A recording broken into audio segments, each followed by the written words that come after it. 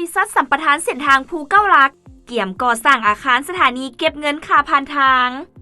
วันที่ 6 กุมภาพันธ์ 2026 บริษัทสัมปทานเส้นทางภูเก้าลักประกาศเกี่ยมก่อสร้างสถานีเก็บเงินค่าผ่านเส้นทางภูเก้าลักเมืองกาสีแขวงเวียงจันทน์หาเมืองนานแขวงหลวงพระบางสถานีดังกล่าวจะสร้างอยู่เมืองกาสีแขวงเวียงจันทน์